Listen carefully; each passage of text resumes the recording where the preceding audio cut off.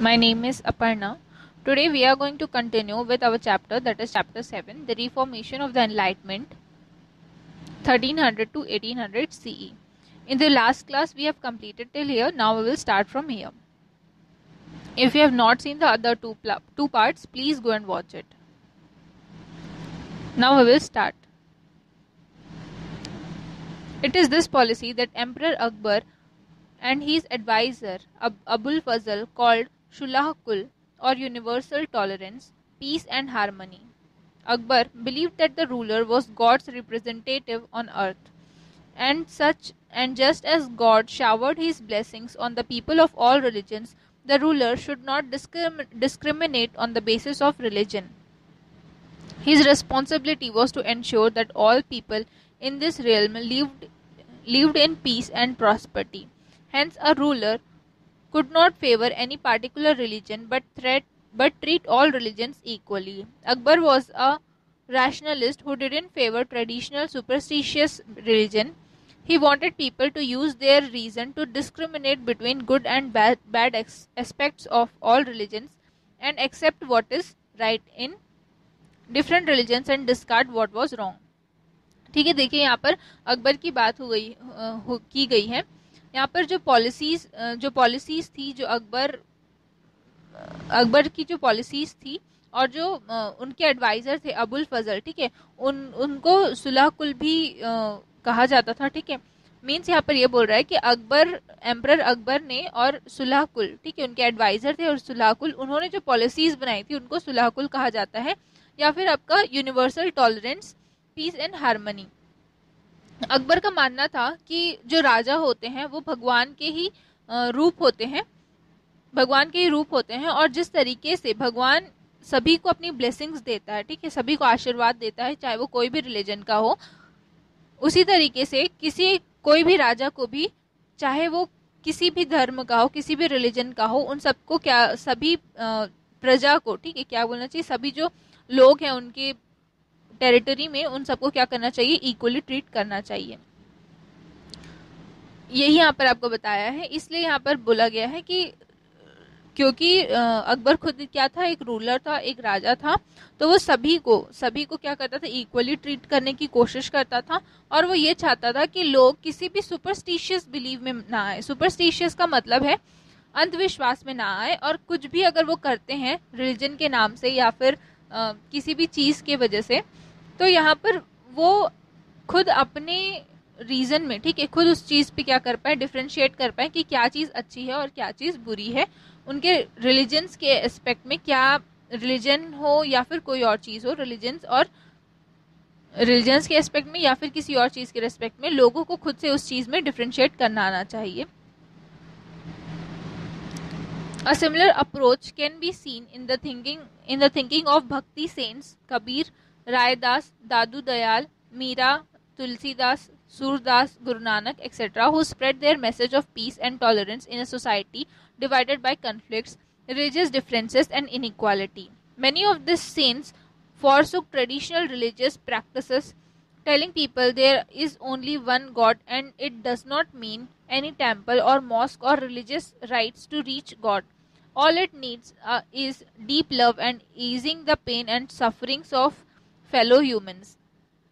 अब देखिए यहाँ पर क्या बोला जा रहा है कि जिस तरीके से अकबर का जो बिलीफ था, उसी तरीके से यहाँ पर जो भक्ति सेंट्स थे उनका भी यही मानना था. भक्ति सेंट्स में यहाँ पर कुछ का नाम दिया गया है आपको, कबीर, रायदास, दादू दयाल, मीरा, तुलसीदास, सूरदास, गुरु नानक. ये सभी क्या है, ये सब भी ये मानते थे. उनका जो अकबर का जो तर्क था उससे क्या करते थे, अग्री करते थे. और ये सभी लोग जो भक्ति सेंट्स के जो लोग हुआ करते थे, वो मैसेज को स्प्रेड करते थे. कि क्या मैसेज स्प्रेड करते थे, तो पीस और हार्मनी का मैसेज जो है वो स्प्रेड करते थे. और वो चाहते थे कि कोई भी रिलीजियस जो है वो डिफरेंस, मीन्स कोई भी लोग जो हैं वो कन्फ्लिक्ट्स के कारण, रिलीजियस डिफरेंसेस के कारण या फिर इनइक्वालिटी के कारण अलग ना हो. बहुत सारे सेंट्स जो थे वो ट्रेडिशनल रिलीजियस की जो प्रैक्टिसेस रहती थी उसको फॉरशुक कर देते थे, और लोग और वो लोगों को ये कहते थे, ठीक है, कौन कहता था, तो भक्ति सेन्स के जो लोग थे वो कहते थे लोगों को कि सिर्फ एक ही गॉड है, और जरूरी नहीं है कि आप किसी भी टेम्पल में जाते हो, मॉस्क में जाते हो, या किसी भी रिलीजियस राइट पे जाते हो भगवान को पाने के लिए। सभी लोग जो हैं, all it needs is deep love, ठीक है, भगवान को पाने के लिए प्यार ज्यादा जरूरी है। The social classes emerging during those days, artisans, small traders, farmers, etc., enthusiastically embraced such ideas. They formed Kabir Panth, Nanak Panth, and Dadu Panth and spread these messages through songs. More people joined the Panths, influenced by their teachings. They adopted the distinct behavior and dress code to establish their sectarian identity. अब देखिए यहीं पर एक नया social class जो था वो emerge होकर आ रहा था, जिसको जिसमें आर्टिशियन, स्मॉल ट्रेडर्स, फार्मर्स ऐसे लोग आते थे, और उन्होंने एक नया पंथ जो है वो फॉर्म करना स्टार्ट कर दिया। जैसे कि यहाँ पर दिया है कबीर पंथ, नानक पंथ, दादू पंथ, और उनके जो मैसेजेस थे वो सॉन्ग के थ्रू डिलीवर करते थे। बहुत सारे लोग थे जो कि इन पंथ में क्या हुआ, उन लोगों ने ज्वाइन किया इस पंथ को, और उनके टीचिंग से बहुत ज़्यादा इन्फ्लुएंस थे, और उनके बिहेवियर था उसको अडॉप्ट करने की कोशिश करते थे, और साथ में उनका जो ड्रेस कोड था उनका जो ड्रेस कोड था वो उनके लिए क्या था, एक आइडेंटिटी बन गया था। One such panth was the Satnamis of what is Haryana state today. They tried to abolish religious rituals and the caste system that created social divisions. They also strongly resisted the oppression of the Mughal administrative officials. The panth was born in Narnal in 1657 CE. The Satnamis believed in a universal creator and song devotional songs, bhajans, together instead of worshipping idols in temples. It is said that they sang Kabir and Nanak bhajans instead of forsaking their homes. They showed their devotion to God while carrying out their household duties and farming the land. The Kabir Panthis, Damakheda and Satnamis, Guru Ghasidas, Girodpuri were active in reforming society in Chhattisgarh too.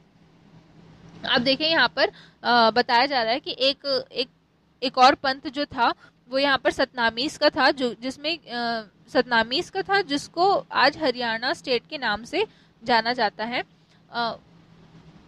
उन्होंने religious rituals को और caste system को abolish करने की कोशिश की थी, और उन्होंने एक नया सोशल डिवीजन जो है वो बना दिया। यहाँ पर बताया गया है कि बहुत सारे लोग they also strongly resisted the operation of Mughal administrative, ठीक है, वो जो मुगल एडमिनिस्ट्रेटिव ऑफिशियल्स थे उनको भी साथ ही साथ में क्या करते थे, रेजिस्ट करते थे, मना करते थे। और जो पंथ हैं, ठीक है, यहाँ पर क्या बताया गया, जो बाकी के जो पंथ हैं, जैसे कि पंथ वॉज बॉर्न इन नारनौल, ठीक है, जो पंथ थे वो नारनौल में बॉर्न हुए थे 1657 CE में।